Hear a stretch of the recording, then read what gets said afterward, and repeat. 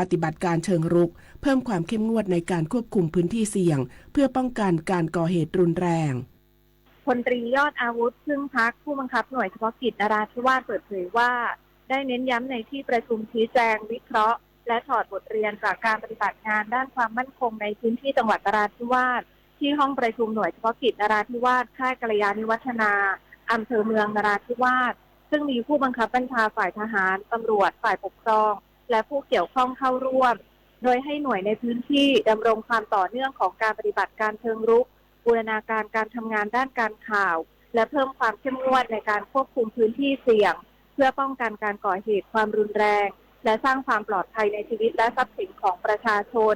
พร้อมปฏิบัติตามแผนการรักษาความปลอดภัยในห่วงก่อนเดือนรอมฎอนโดยนำปัญหาอุปสรรคและข้อจำกัดต่างๆมาปรับแผนการปฏิบัติให้สอดคล้องกับสถานการณ์ในปัจจุบันตลอดจนร่วมกันกำหนดแนวทางการปฏิบัติทางยุทธวิธีเพื่อเพิ่มประสิทธิภาพในการควบคุมพื้นที่การเฝ้าตรวจเส้นทางหลักเส้นทางรองและการป้องกันเหตุความรุนแรงที่อาจเกิดขึ้นในพื้นที่รับผิดชอบปพิชญานันท์เทพรักษ์สวทนราธิวาสรายงานจบข่าวอรัญญาชมชื่นอ่านรับฟังข่าวครั้งต่อไปเวลา 10 นาฬิกาค่ะติดตามข่าวที่นำเสนอไปแล้วได้ที่ www.thainews.prd.go.th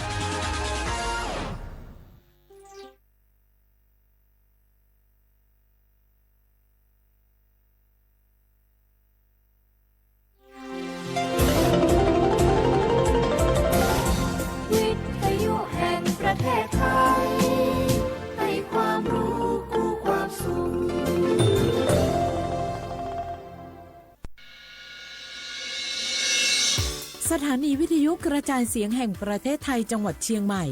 AM 1476 กิโลเฮิรตซ์สถานีวิทยุภาคภาษาชาติพันธุ์แห่งเดียวในประเทศไทยที่มีความทันสมัยเชื่อถือได้สร้างอัตลักษณ์กลุ่มชาติพันธุ์สู่สากล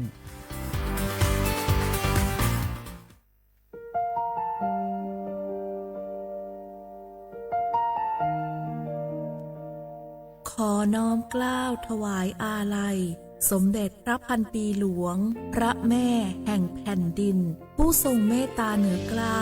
ขอพระองค์เสด็จสู่สวรรคาลัยข้าพระพุทธเจ้าข้าราชการและเจ้าหน้าที่สถานีวิทยุกระจายเสียงแห่งประเทศไทยจังหวัดเชียงใหม่กรมประชาสัมพันธ์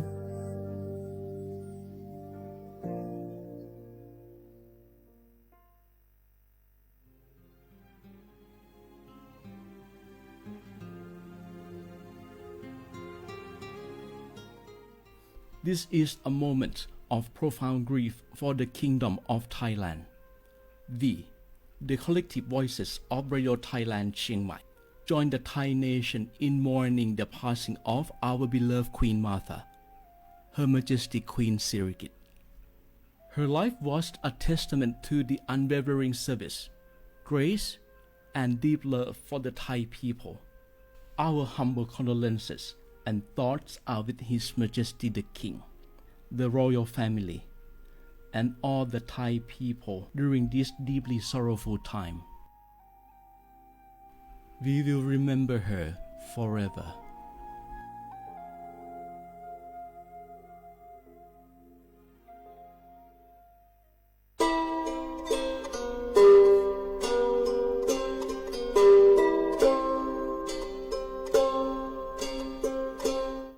เปิดปรากเจอโคโพ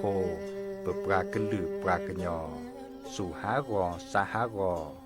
ตาเชกตอเลจอปามโมสาสมูลอพีตาดิยอภาแกเปิดปรากลือปรากยอ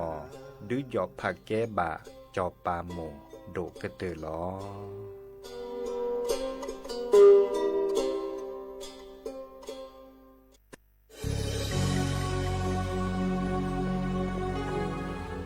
เกิดเป็นคนไทย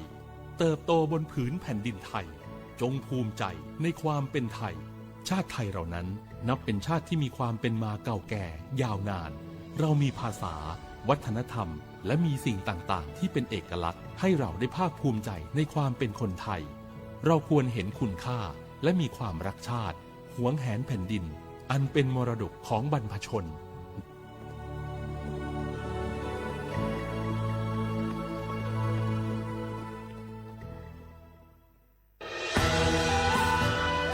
จากศาลากลางจังหวัดน่านหลังเก่าพัฒนาสู่การเป็นศูนย์การเรียนรู้นันทศิษย์ป่าคารโดยมูลนิธิรักป่าน่าน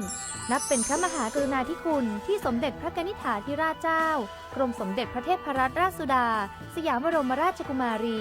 ได้พระราชทานนามนันทศิษย์ป่าคารอันหมายถึงอาคารแห่งความรู้ทุกแขนงของจังหวัดน่านภายในประกอบด้วยห้องนิทรรศการเฉลิมพระเกียรติรัชกาลที่ 9 แสดงพระราชประวัติและพระราชกรณียกิจของพระผู้ทรงเป็นพลังแห่งแผ่นดินและต้นแบบของความเพียรรถพระที่นั่งอนุสรณ์แห่งการเสด็จเยี่ยมราษฎรในถิ่นทุรกันดารทั่วทุกภูมิภาคของไทยพิพิธภัณฑ์ศาลากลางจังหวัดน่านความทรงจำของอาคารหลังเก่าและการอนุรักษ์สิ่งสำคัญของเมืองน่านและต้นแบบเทคโนโลยีกับมนุษย์จุดประกายความคิดสร้างสรรค์สู่การสร้างนวัตกรรมในอนาคตน่านซิมูเลชันแนวทางจัดการขยะที่ยั่งยืนเพื่อตระหนักถึงผลกระทบต่อสังคมเศรษฐกิจและสิ่งแวดล้อมห้องสมบัติน่านย้อนรอยสู่อดีตและความรุ่งเรืองของนครน่านผ่านเงินตราเครื่องเงินและผ้าทองเปิดให้เข้าชมฟรีไม่มีค่าใช้จ่ายตั้งแต่เวลา 9 นาฬิกาถึง 17 นาฬิกาหยุดทุกวันจันทร์และวันนักขัตฤกษ์มาร่วมอนุรักษ์สืบสานสร้างสรรค์ศิลปะวัฒนธรรมและวิทยาศาสตร์ของเมืองน่านคุณค่าที่น่าภาคภูมิใจ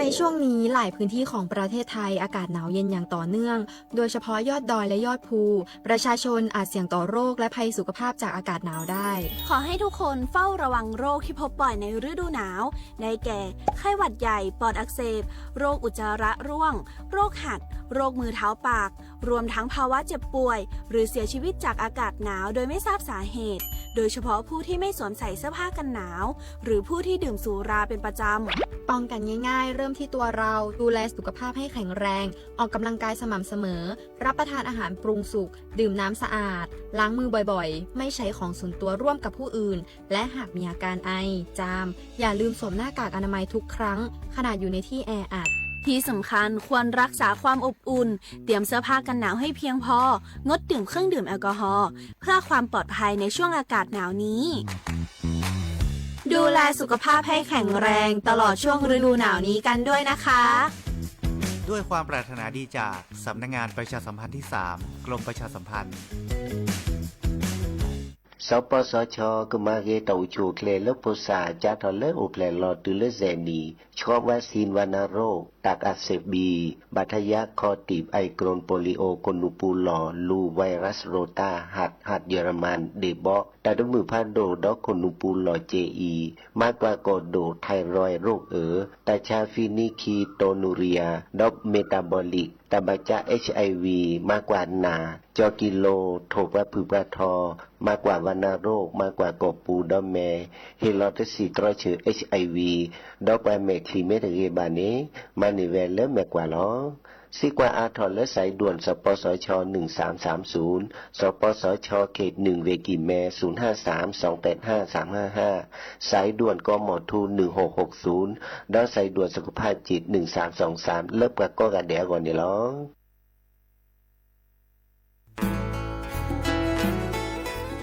แกดปูแวก็กาแฮเก็บราตุพุกอเดเลทีมเวกิแม่แกลเกสกอตาติตาเฮเวดาเล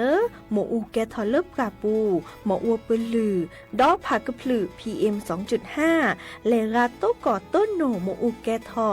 เตคือเลตามาหล่อกว่าแชแกลเกตาติตาเฮเวดาเลหมอูแกทอลเลปราปูหมออัวปลือดอผักพลือเลเวกิแม่โทรศัพท์เบอร์คอลเลอร์ว่าแยเซอร์เตอคีก็ว่าข้อเวกิแม่ปรับพลาลอที่กอตลอดพิขากรอขาแกลเกตาติตาเฮเวดาเลหมอูแกทอลเลปราปูหมออัวปลือดอผักกะพลือ PM 2.5 ตลอดตะแกลเลตอ ตเนเรนแควดิซอเลกชูอูชูแกตาเลFID ตบาชูอูชูแกตาบาปรากรค่ะตเมเลชูอูชูแกตาสพอสค่ะเซเดวาเดเซลาเคก็จะถอนเลมือนี้มือซอเตอร์ลามกราคมตือเลมือนี้มือซอเซชิเตอร์ลาพฤษภาคมนี่คิกโทยกยาคือชิคุยและรามากมาที่ก่อตลอดพิค่ะปราจีนหยอนันนอกอตาเชมลาเรเฮเวดาเลสำนักงานประชาสัมพันธ์เวกิแม่แฮแกปราตึพึกอเดเลทีมเวกิแม่ก็คือกญาตาเลโอปุโคปเคดูทอกลิซอและกชกมุโคชรีพากพลือโตโอบานอ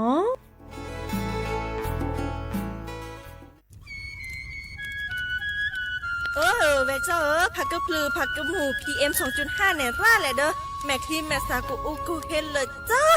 อันนี้เนี่ยอันโหลเลยปัจจุอุจุเกราตาป้าติดเลยเนี่ยเมตาหลอตาสุกอสุกาเอาเลือตาสุตับตาหลอปัจจุแกถอไว้ดับก็อ๋อปอแกถอผักกระพลือผักกระหมูเก็บบัตรที่บัตรโตเกปะเต่าจวดลินเลอเด้อดิเน่ปะบ่ามาเจอหล่อซาตะบ่าชูอูชูแกถอตาตาสุกอสุกาบือโคเชอร์บือเคโคเชอร์แฮมเบอร์เขียวมาแก้เก็บปุ๋ยหมักดอสู่อาทอเซกว่าช่วยสก็ซื้อตะบ่าเมอเลอร์หมูอูแกถอเลิบกราปูเนื้อแม่มานี่เดพาอีเดอผักกึบหรือผักกุหมูเดอจิกาลอเจอันเมเนี่ยกลิสตอกว่านี่กแค่ก็ถอเสเนื้อไม่คู่หล่อซาก็กาโอกต่อตาชูอุจุแกเปิดกันนี่ก็สู้กับซานนี่กลิสตอกว่าเลออากาศแกก็ชอนหนอตาเชื่อมลาเกแทนเลอสำนักงานประชาสัมพันธ์ที่3กรมประชาสัมพันธ์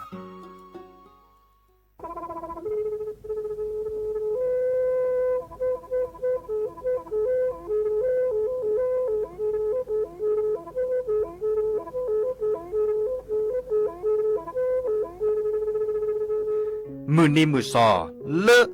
วันที่29ตุลาคมนี่คิกโทแซกซาคือชิญิลาปุขีเนเนาะปาแก้คนน่ะมีเวลาเลิกคณะรัฐมนตรีดอเวดาเห็นเมื่อเลปาซึดแลเกตาเกบาคาคือเลปากุปัญญอนเลตึกแกดิปาจดแต่โพบาเฮโอเลทีละก่อเฮโอเลก่อจดแต่พาซิลีแต่จากคอนเลที่ก่อตามลอบพิกะอักเวลอเวดาเลมาตรา17แห่งพระราชบัญญัติคนเข้าเมืองพศ2522ดิสอบกาเลเฮโอเลก่อจดแต่ซิลีก็ในบลเนเนเมบาซาเลก็เชลิเชจาและขี้เนอแควเลอบากิบาเกเลนกแกทอบกว่าจดแต่โพเนนแลเซแต่จากคอเลที่ก่ออาตามลอบพิกะอาเฮนแควปากอเลมาตรา7ทวิแห่งพระราชบัญญัติสัญชาติพศ2508ดินาโคเนตากาเลเฮโอเลก็จดแต่วีลิจาโตดิบาตะแกบก็จดแต่โพดิบาบาชาแฮอุแพลโพนโพเสดผ่านเนเกเคแกเลปากไว้ดาสัญชาติไทยคอมยูเลแกบก็จดแต่โพเสแลอจาสิกบาตลอติลอแชเลเวบอกอแต่ต่อขอแล้วก็ได้สำนักบริหารการทะเบียนกรมการปกครองมิเตเมบาเลตากาโอเลเวกาเคลื่อนตาและเชิดทอนลินจ่าแพ้เลตลอดตัดและอำเภอเลนก็จากโอดาเนตาเชิดตอนเลปัดดวับกาตาพิษตามมาในเวลาราชการอัตเตเวดาดินเนาะ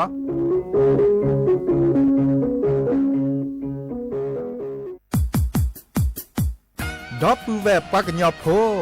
นเมบาซะสู้อ่อนมืออ่อนเลวิทยุกลือหลอก็จะแต่เวกิแม่ตอนยาอีบอบบาเนบาคักเล่นตัดพี่ตามมาตัดพี่ออมมาออจะแต่กว่าก็ได้และสนใจโฆษณา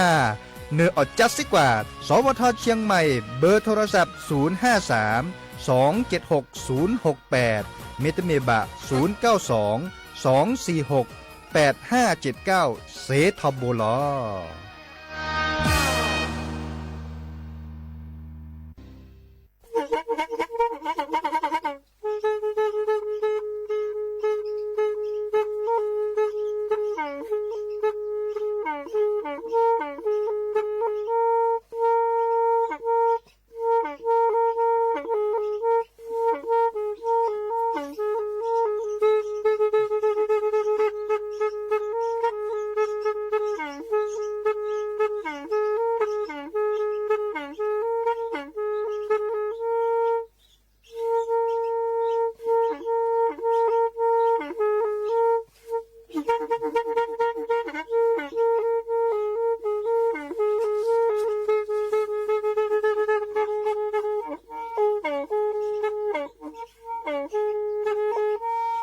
แทอี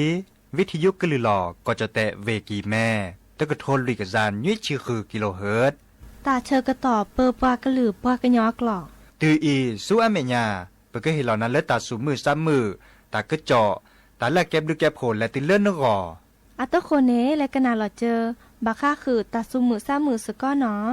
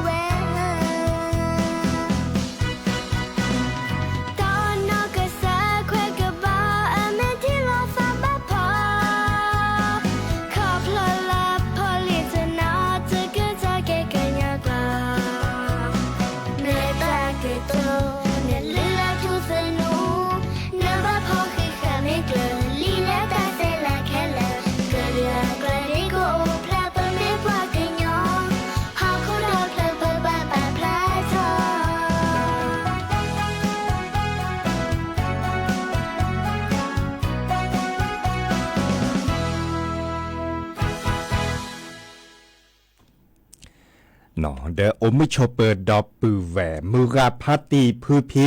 โรมอสเกาะปราโดกนาตาโพปากว่าดอตาโพเปปรากะลือปรากะยอก็กันเนาะเฮเกตุกลสาตาชกตอและมือรอคอควินนารีและติเลออนาริเตชีตลอดตัดเลเลเรดิโอไทยแลนด์เชียงใหม่แต่ตอนใหญ่เนาะวิทยุกะลือหลอกก็จะเตเวกีแม่จะเตอากอยดานยอกอยดาและสวทเชียงใหม่ AM ตึกโทนลุยกระจานยี่ชื่อคือกิโลเฮิรตซ์ในเมโลบาตโดดโทรศัพท์แฮคอนและประตามมันหลอดเซดเจเนาะเบอร์โทรศัพท์053-276-007เนาะวะแจเซ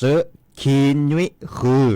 วะวะนุยเฮกิเฮบาลอซาตกลซาดยาดีเจเสมอ เนาะเจ้าสัปิ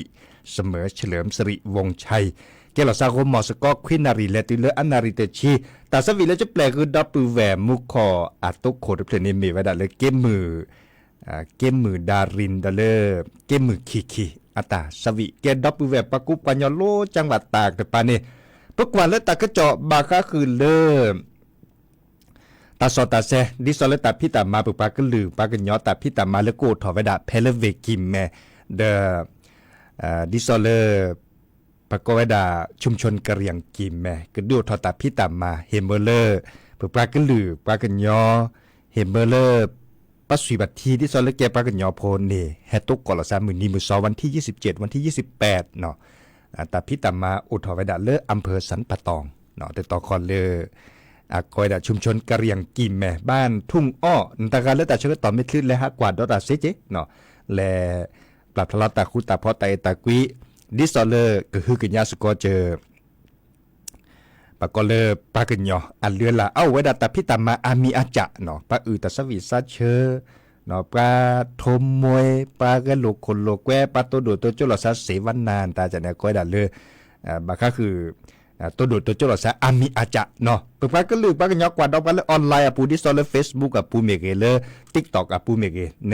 กดไลค์กดแชร์เซเนาะโลบาตัวดูตัวจบกันมีเกณฑ์จากเกณฑ์เกวลาตะกตัวเกวจุกว่าเล Facebook กับปูเนอากาเจอให้ตัวดูตัวจบกันเกวลาตะกตัวอันตาลัดดามีเกชัยยามีเกเนาะตาบลึกกอกาเดินตะกันเลยให้เปิดทันเลยซ้อให้ถีบกันเลยซ้ออันตาเด้อให้follow เนาะติดตามจากนี้เราไปแต่ละติดตามเล TikTok เสเจเนาะเลจะตาไม่ได้มีบาเลAM ตัวก็ทอลุยกันจานยุ่ยชื่อคือกิโลเฮิรตซ์และเพจ Facebook เซเจเนาะตรุอันมือนี้เนาะปากกอเลตาเชก็ต่อกับเฮตุเลวันตรุษจีนดินาโคเนปกาเลเกตรุปากกอเลอาเซียทีดิซอลโอเลตรุตปาเนาะเนาะดิซอลปากกอคนไทยเชื้อสายจีนเนาะอันนี้เนี่ยดิซอลก็ปราบมาลามากปอตาคืออัตาคุตาพอบาก็คือเลตุลอกคอเชอมือนี้เลปากกอดาวันตรุษจีนเนาะเดก็ปรับธรรมลามากปอไวดาโดกก็เตอเนาะตรู้อาเกดอกาตอูเลอธิพกกอบพลในโอราก็เตอและทีละก่อนนี่ล่ะนั่นแลกข้อแลปาแลตกกดให้ตรู้ล่ะเนาะเดไม่มีแล้วก็จะแต่ในปาเกตรู้ในโอไวดาแต่จกาจิบาไม่มีแล้วรัฐบาลที่ซอเลปัดโดกับกาเฮตาลุดโดในมีไวดาบาก็คือเลตามันแหลมาก้าวตาอเปเนาะมีสบาดดอตาดอตาลาตาอตาพิตัญญาเนาะบาบลอเนตรูเนอัตพิตามาไว้ดาเลอบาเลสินอทบาเกอทั่วทีเนาะตุลอกเขาเช่นดีถอซอนตาสั่วมัวตาเคตาขอบาเปโกเปนนอเปเลตาอตาดอตาลาเนาะตาพลตาสานตาเดบาเปรามอลิเนปาเกตรูเนดิซอเลอเสียเที่ยวเลตรูเดปาเนี่ยอโอราดเนเขาข้อนี้มาเนี่ยบาก็คือเราซาเลบาก็คือตามันเลมาเก้าอเปเจเนาะในเมฆกว่าและกว่าเกดิสอลกระทรวงพาณิชย์แต่ได้ล็อกกว่าไปเจาะเนาะล็อกกว่าตลอดแต่เรื่องประมาณเหลี่ยมมาเก้าแต่ปรากฏได้เรื่องร้านค้าเนาะอเกวลอเวดาดิสอลอันเหลือเปบาเตบาแค่นี้ในจุกว่าแล้วแต่ก็จอในเตเวดาแต่เต้นหนีใหญ่เดินเริ่มมาหาเต้นหนีในประชาแต่อันเหลือเปในกว่าและกว่าเกในเตปอดเราชอลใช่ป่ะมีเวดาเลอตาพี่ตัญญาในเอาเนาะแต่เต้นหนีใหญ่ตาพี่ตัญญาในโออาเจเดอเปได้ทอจีป่ะมีท่ออเปรียมีท่อนยาจากนี้เนาะท่อนยามีเกกลอนยาตาต้นยานตาเมเกเนาะช้อนยานตาอเปรเตเวดาบุลซาเดเริ่มหันนี่เนี่ยเนาะแต่ปอจอจิลซาบะตาดอตาลาคาเดบาก็คือเลสบัดดอก็ได้เริ่มบาก็คือเลสบัดดอตาลาเลิกกับพ่ออดาแกออกแกอดาเนี่ยตาที่นี่ใหญ่อเปรเตลอชอลซาเดมาหาที่นี่จิบะเนาะมีเวดาเลปลาเริ่มมาเล่นมาเก่าแต่เด็กเกิดชาวเวดาเปรที่เราล้อดิซอลก็หนีชาวแต่ทบไม่ชาเปรดูได้ปะตั้งเปรจิบะเนาะมาใส่เรื่องนี้จ้ะเนาะบัชาตาละลอตติลอเชราคาในมีไว้ดาเลปากบัตรติดป้ายราคาเนาะร้านค้าเลอาชาวดาก็ปุกตอนในก็บัตรติดป้ายราคาเลลอตติลอเชคอมโยเลบักเวลอันเหลือเปรียลอตติลอเชปลาเลเปรียตาสีทุพานี่เด้อก็สิญญาไว้ดาลอตติลอเชเนาะอีกคาเดิมบาก็คือเลตรุอัมบุนีเด้อตามันเลมากาตาลือตาเปรียนแต่จากนี้จะให้เตคือดับเวเนาะเด้อแค่ขอเพื่อเลกดอตาก็เจาะเลิกกะคือดอแล้วตัดสวิบาก็คือเลย VR คารินเนาะปุ๊บแกะปุ๊บกาก็ลือปากันยอกันหนาดกว่าเนาะ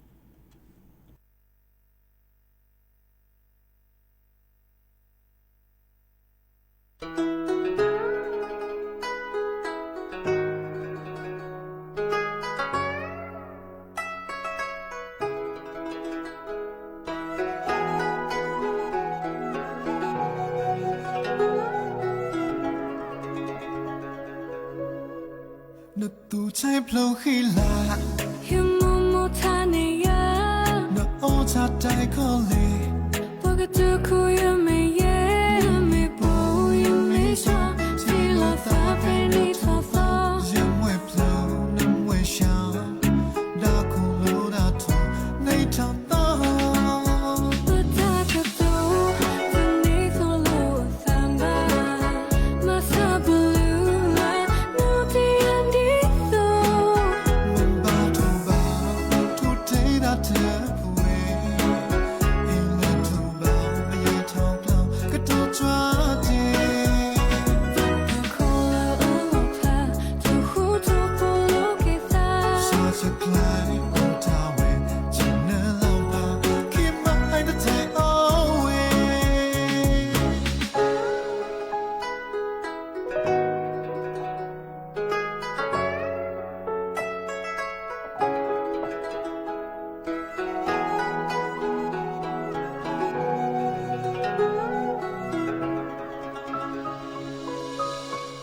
那都在飘起啦， hiu mo mo tha ne ya 那我查在可里， po ka tu ku ya me ye me po ya me sha si la fa pe ni tha fa 人会飘，人会想，大空流大土，没长大。 pa ta ka tu tu ni so lo sa ba ma sa blue la no ti andi so 门把土包，土推大这不为，一人土包没人头包，可多抓的。 ko la o pa tu hu tu po lo ke sa 下起来我他为，只能老怕，起码爱的太 always。 pa ta ka tu tu ni so lo sa ba ma sa blue la no ti andi so 门把土包，土推大这不为，一人土包没人头包，可多抓的。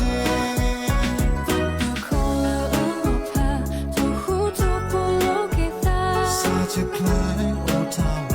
只能老怕，起码爱的太 always。 ko la o pa tu hu tu po lo ke sa 下起来我他为，只能老怕，起码爱的太 always。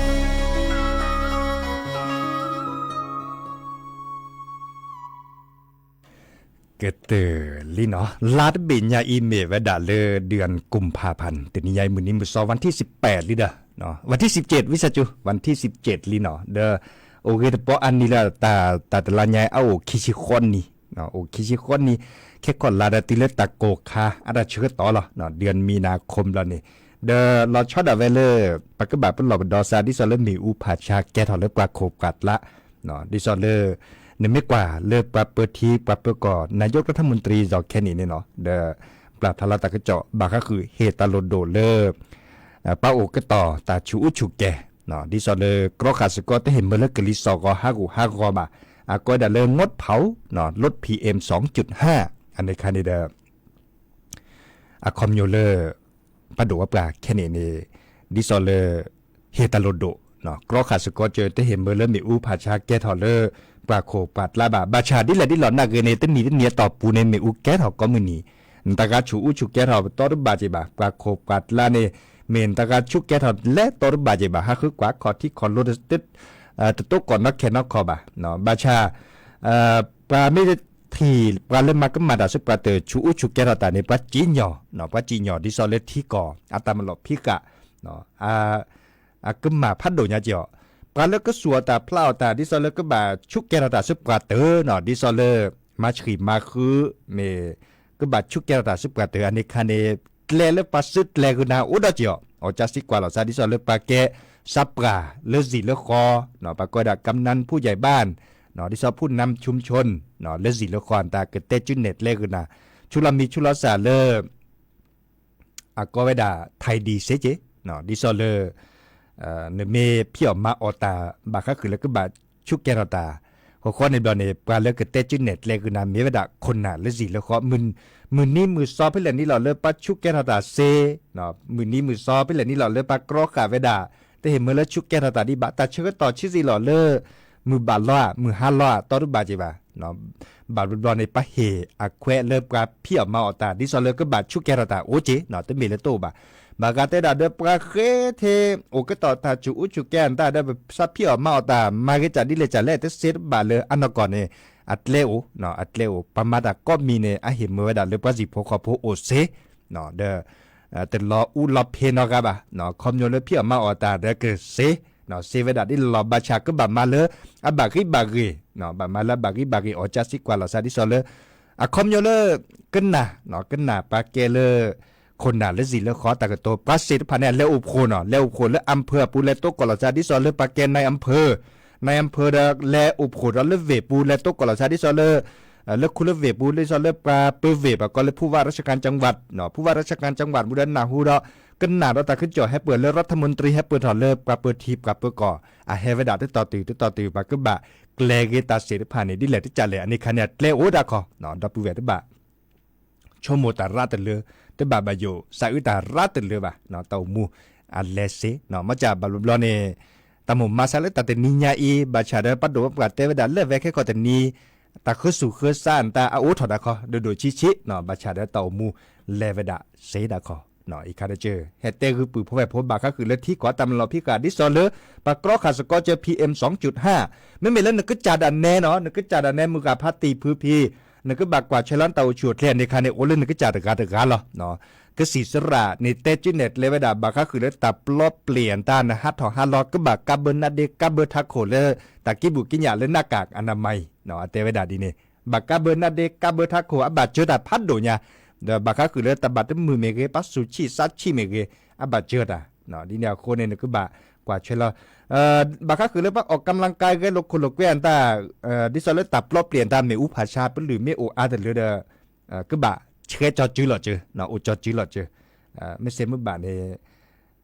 และออกกำลังกายตาเลือ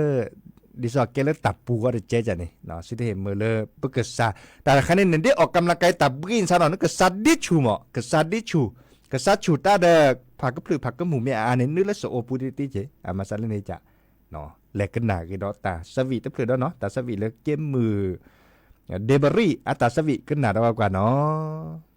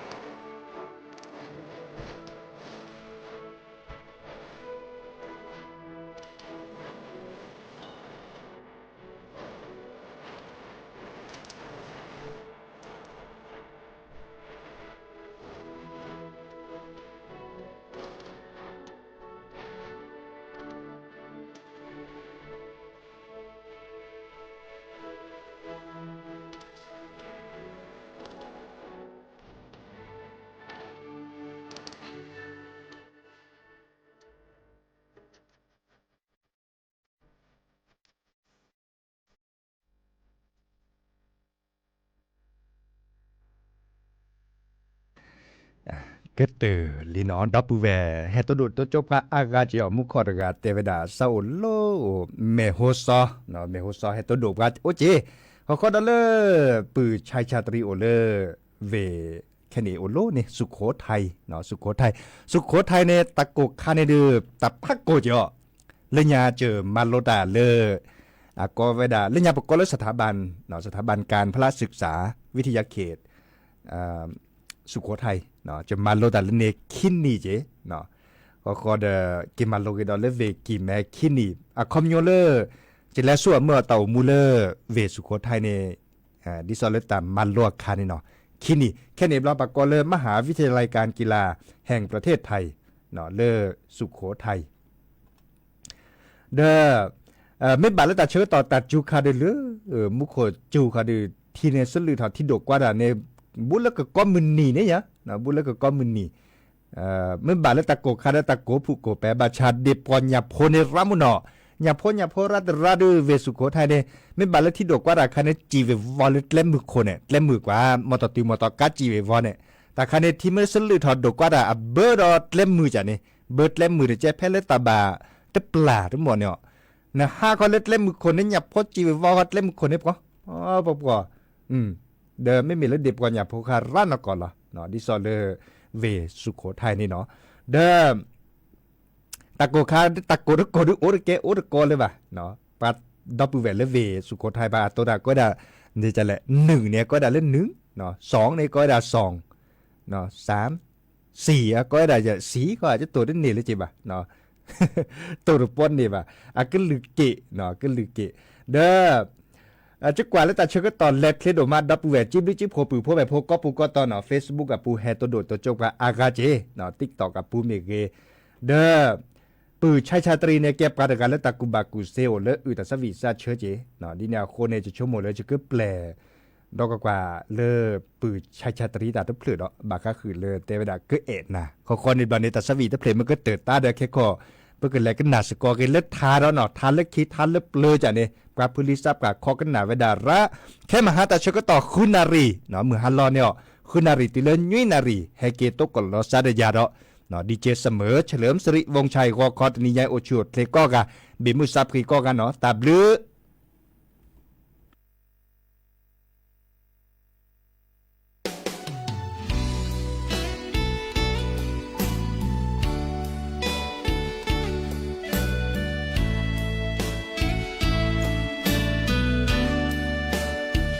จอที่ท่อนา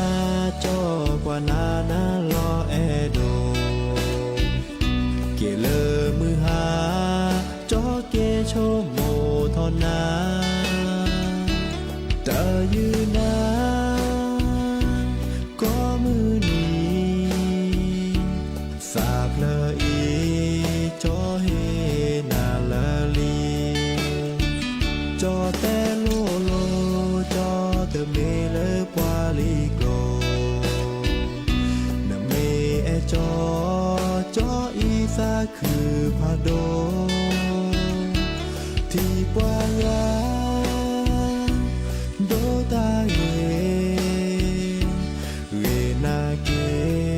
จอเกแอเทนาเกแอนา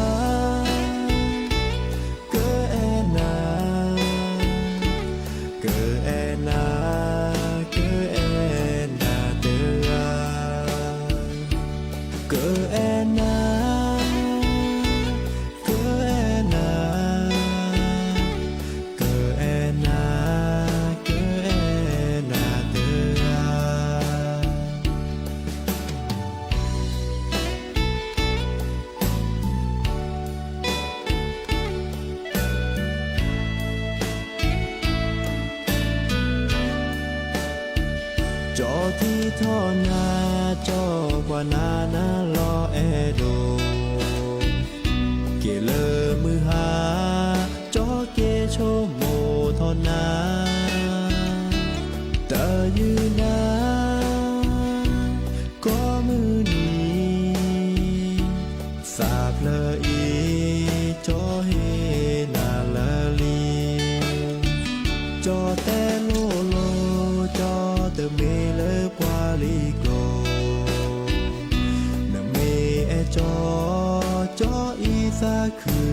โด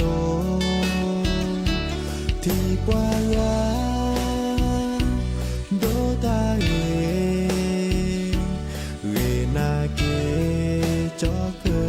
แอเทนาเกแอนาเกแอนาเกแอนาเกแอนาเดอาเกแอนาเกแอนาเกแอนาเกแอนาเดอา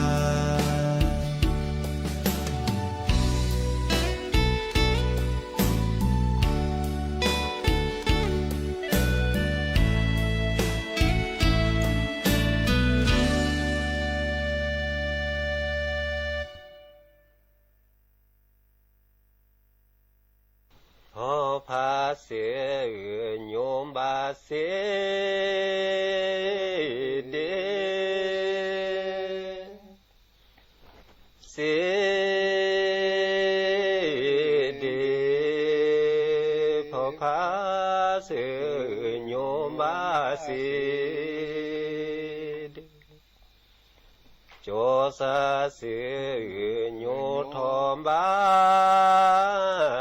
เกบา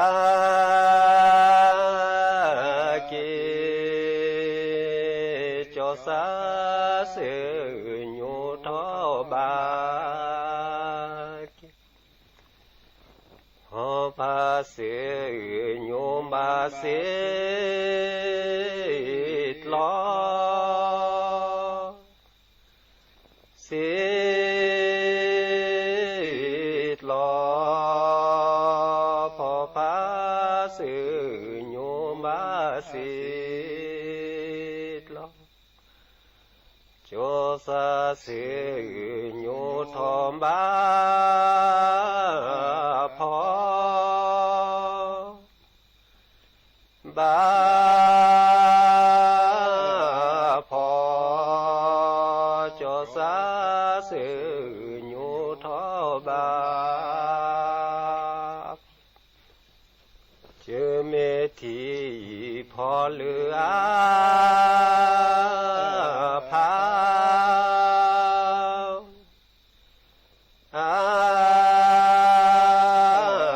พาเจเมธีพอเหลือ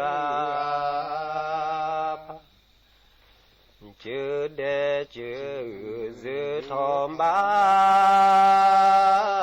นาบานาเจอเดเจอเสือทอบานา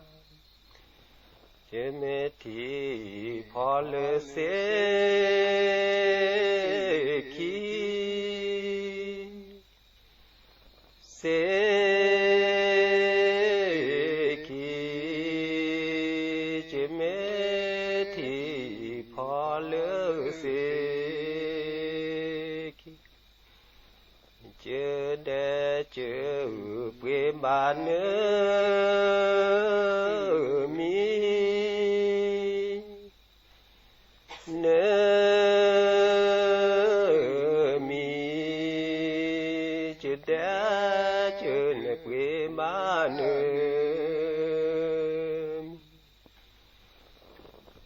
ตาลูโคพอแวแลบอแลบอตาลูโคนพอแวแลบอจือเลเจอแลตาเด้อพอเด้อพอสิเลเจอเนแลตาเด้อพอตาลูโคพอแวแล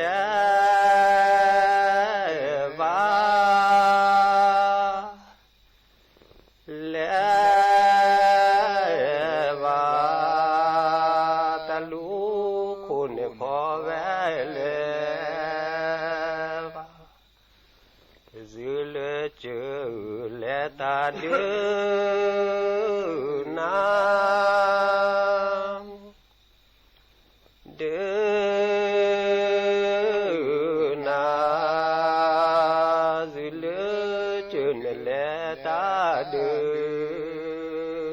นดอสกาดอก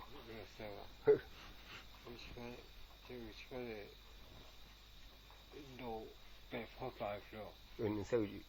นี่ดูเปพ่อปลาแล้วมันลูกขี้นี่นะอ๋อเนื้อจีเล่เจ้ามือเนื้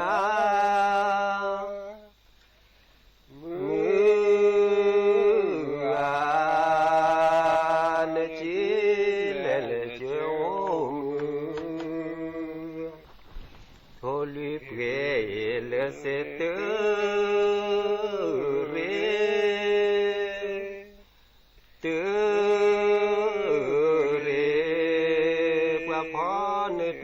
จันทร์เลจอสักโคเมเจ้าเปรตชมบา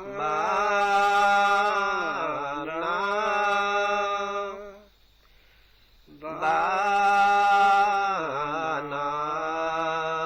เจ้าจุนเสมมาโทลุเปเลเสตเรเตเรปะพรเกลจันเจเลจอสักโคเมจิเล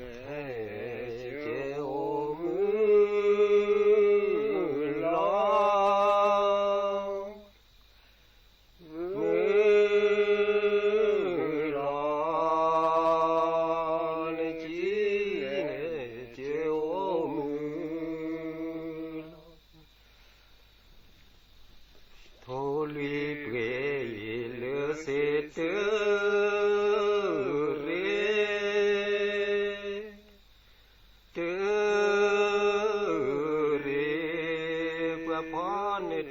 จันทร์เลจอสักโคเมเจ้าชมบานาบาพอเจ้าจุนชมบาพอโทลุเปเลเสตเรเตเรปะพรเกลจันเจเลจอสักโคเมเดนุจุเปพ่อปลาละเรื่องมันลูกขี้นะเน้นโอคบุกิเนี่ยเจ้าตาสอเธอนี่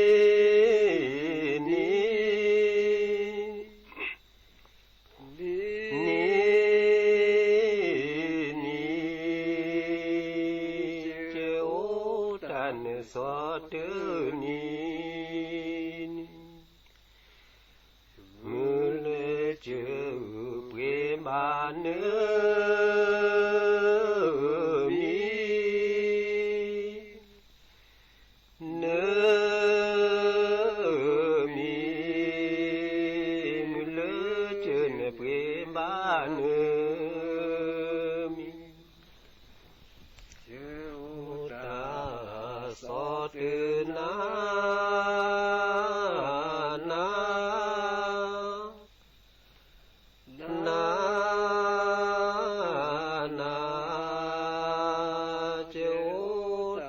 สอตือนามือเลเจอเปมาเทนา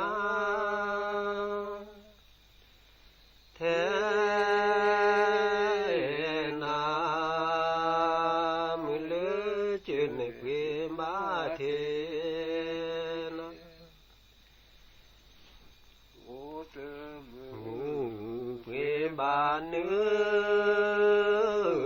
มีเนื้อมีโอเตมือเนเปมาเนื้อดีเกลือเปลเส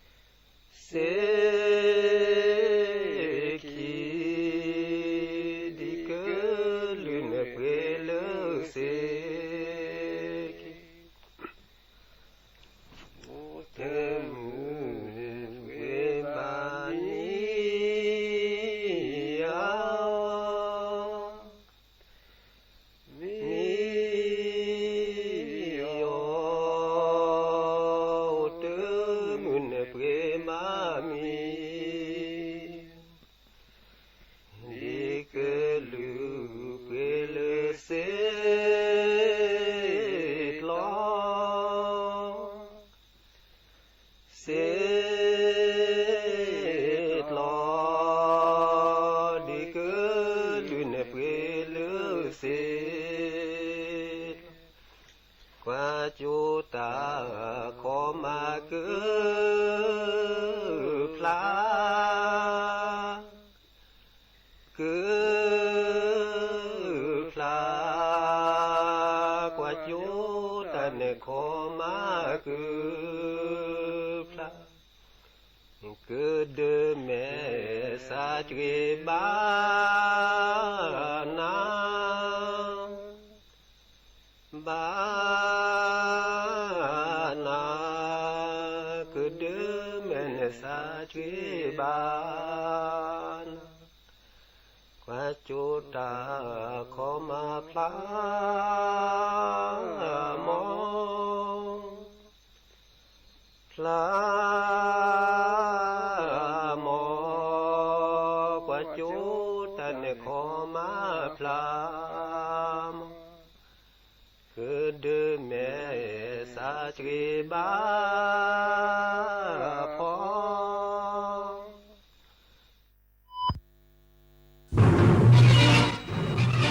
อยู่เคียงข้างคนสถานีวิทยุกระจายเสียงแห่งประเทศไทยและเครือข่ายทั่วประเทศเสนอข่าวต้นชั่วโมง รู้เร็วรู้จริงเกาะติดทุกสถานการณ์